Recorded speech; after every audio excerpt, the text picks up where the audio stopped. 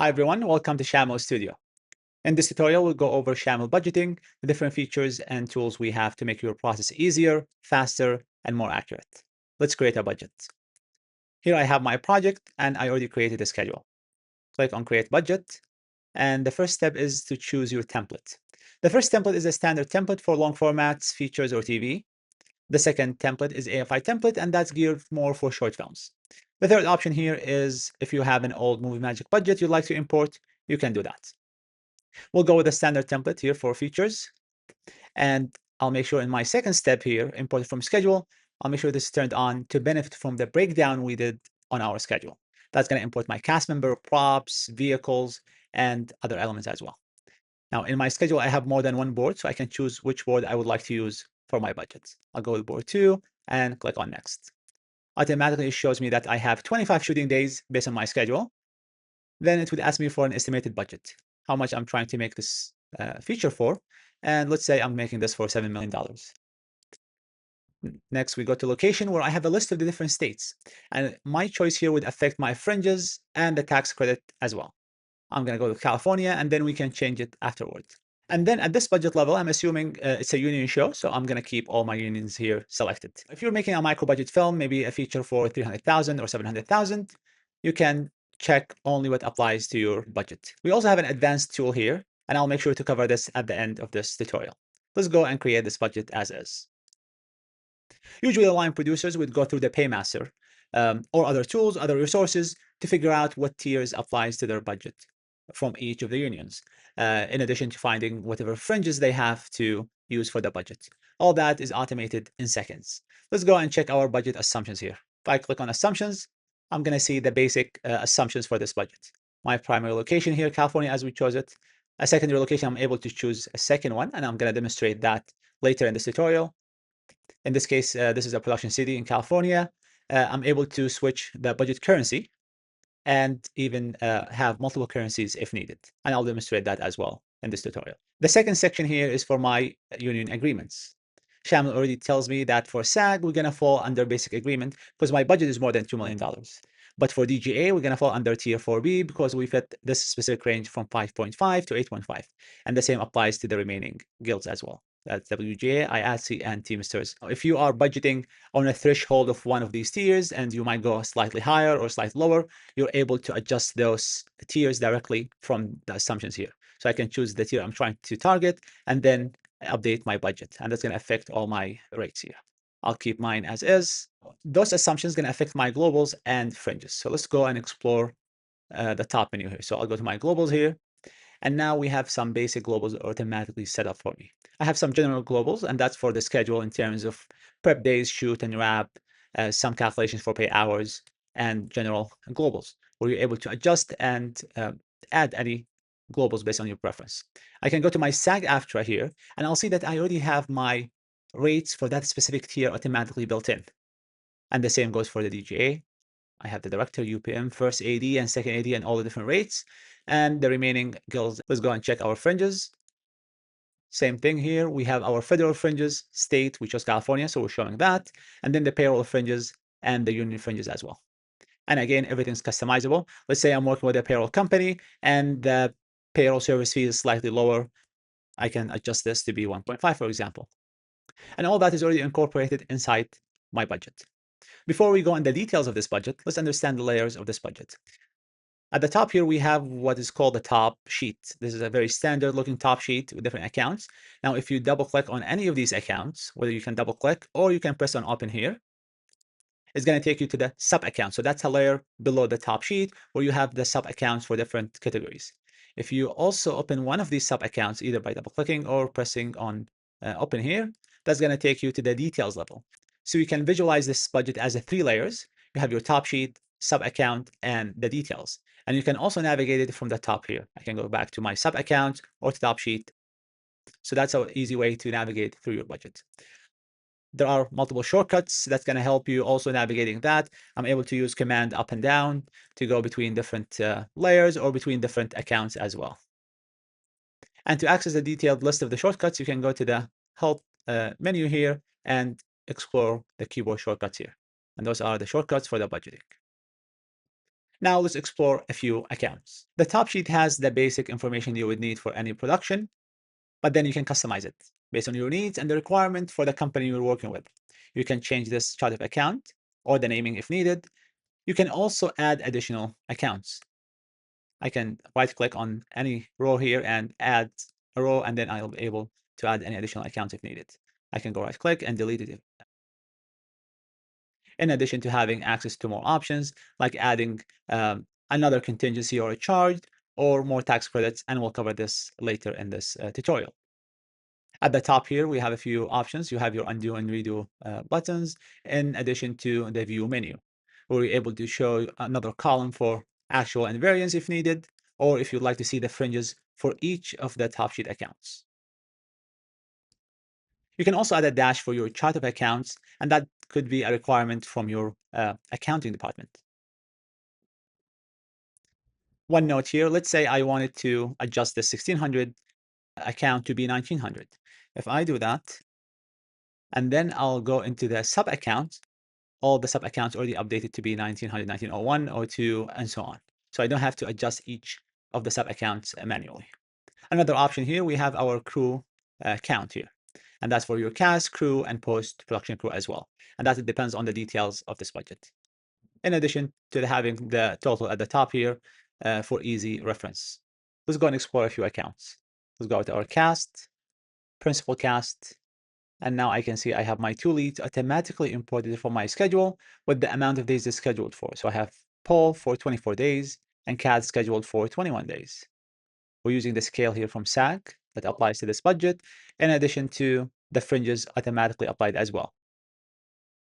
At this budget level, most likely we're going to pay our lead actors more than scale. So we do have a line here as a star allowance for our cast members. You can go in and tweak this amount based on whatever agreement you have with your cast members. I'm just going to explore how to interact with this page. You can see at the top here that we have a few rows, and you're able to add more rows if needed. You can just go and right click on any of these rows to add additional rows. You can add subtotals, duplicate rows, in addition to a lot more features. Now you can also see that cast members or crew members, they are added within a block, and we call this a crew block. So for this cast member, we have a few lines that goes under one block, and that could be like shoot, prep, wrap, hold, depends on the position and the needed information or lines for each position.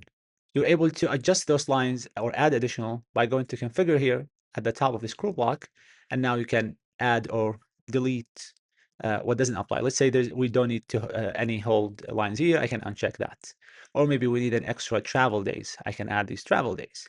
Or maybe I can add any custom lines based on my preference, and I can add the information directly here. I can reorder these blocks. I can just push this down or bring it back. I can duplicate the crew member from the configure here, or by right-clicking on the crew member here, and then I'll just duplicate a crew or cast member as needed. And then I'll just go back here and delete it if I don't need it. So you can interact easily with the different rows and blocks to fit whatever needs you have for your production. On the line here, you can see that we have a few icons under the status column. The $sign one is indicating that there are some fringes applied to that line. And by hovering over the $sign, you can see which fringes are applied to that amount. The second icon is for tags. You can see that this line, this amount is added to a specific tag, in this case, the qualified wages above the line. You can adjust any of the fringes or the tags in different ways. I can go directly here on the row, right click, and then I can apply fringes. It's going to show me the apply fringes window, and I can check or uncheck whatever applies to that line and hit apply. Similarly, I can right click here and add tags if another tag applies here. So I can check whatever applies and hit apply. Another way of doing that is by selecting the row and going to my fringes or tags and apply whatever is needed. You can do that to more than one line at the same time. I can select multiple lines here. I'm holding the command while selecting them, and then I can apply the applicable fringes here. Let's say I'm going to apply all FICA and hit apply. So those three were added right now to those lines. Similarly, I can do that for tags. Let's say all of them are going to be qualified wages above the line, hit apply, and now it's added. Now let's assume that my cast number 2 cat is considered a supporting role. It's not the principal cast. Traditionally, you would need to delete these rows and add new rows in the supporting cast. What I can do here is right-clicking on this crew, and then I have an option to send to. And then I'll choose which account I'd like to send this crew member to. So I can choose, I want to send this to supporting cast, and now it goes directly to supporting cast. If you go supporting cast, I'll see it added at the bottom of this account. And here we have cat. Let's go and explore a different account. Let's go to property and go to prop rentals. Here we'll see that we have a list of the props imported from my schedule. And that's just to help the producer get a quicker estimate for the prop rentals. At the top here, we have an allowance, a placeholder that the producer can move around, increase it or decrease it based on the needs of the production. I can add additional rows or delete rows or adjust the amount as needed. Let's go to a different account. Let's go to our camera department. We can see here that we have a DP, operator, first and second AC, and the IT. Now, let's say we need a Steadicam operator, and that's a creative decision. I need to go here and add that specific individual for a few days. Or maybe we have a second camera for a few days, and I'll need another first AC. So I can go to my first AC here, and I can duplicate this crew member. And now in the duplicate, I can choose that second AC to be scheduled for 3 days. And let's say maybe we don't need a prep for this individual. Let's go back to the top sheet. We have a very standard looking budget with different accounts and departments, including post-production, some general expenses, and the contingency automatically built for 10%. If I double click on this, I can see that I have 10% here. I can adjust it. Let's say I want to make it 7.5. I'm able to adjust that.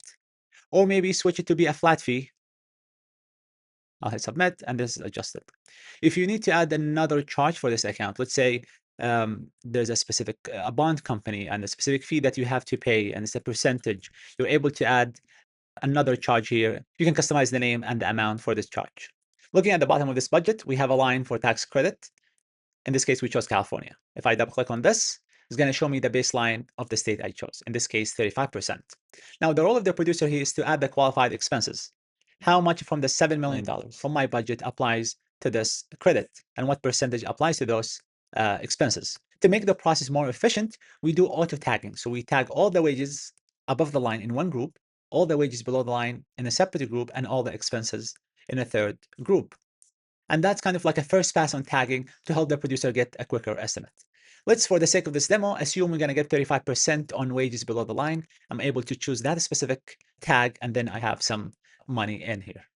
Now in California, we have to exclude all the fringes, so I can exclude all that, and now show me how much I'm going to get back based on that. Let's assume we're also going to get another 40% on expenses, so I can choose that specific tag, and now I have this additional amount.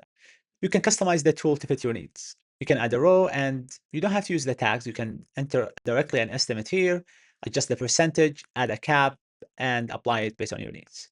Once you're done, you can hit update, and that's going to update your credits.